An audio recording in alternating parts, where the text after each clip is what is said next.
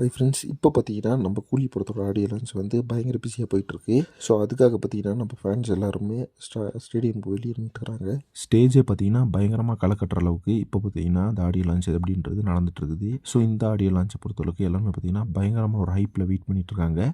அதுக்கு ரீசன் என்ன அப்படின்னு பார்த்தீங்கன்னா, இன்றைக்கி நம்ம தலைவர் வந்து ஸ்டேஜில் பேசுவார் அப்படின்னு சொல்லிட்டு தான்.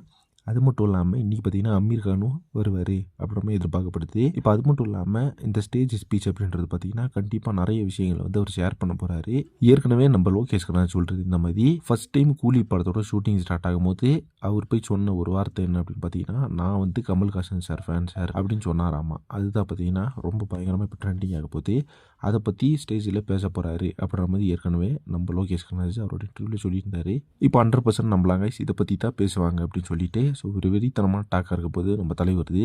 இப்போ பார்த்தீங்கன்னா கூலியோட அந்த ஸ்டேஜ் அப்படின்றது பயங்கரமாக டெக்கரேட் பண்ணியிருக்காங்க. பயங்கரமான ஒரு ஹைப்பில் வந்து அந்த ஸ்டேஜில் கூலி அப்படின்ற அந்த டைட்டில் கார்டை பார்த்தீங்கன்னா பார்க்குறதுக்கு மரண மாசாக இருக்குது. ஸோ ஃபுல் அண்ட் ஃபுல் பார்த்தீங்கன்னா அந்த ஒரு விஷயத்தை தான் இப்போ ரெடி பண்ணிகிட்டு இருக்காங்க.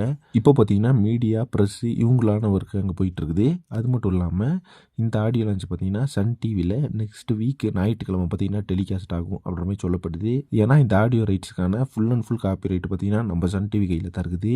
ஏன்னா ஆடியோ ரைட்ஸாக இருக்கட்டும், சேட்டலைட் ரைட்ஸாக இருக்கட்டும் எதுவுமே பார்க்கல. எதுவுமே பார்த்தீங்கன்னா அவங்க விற்க கிடையாது. எல்லாமே அவங்க தான் வச்சுருக்காங்க. அதனால எல்லாமே அவங்க கையில் இருக்குது அப்படி தான் உண்மையான விஷயம் கைஸ்.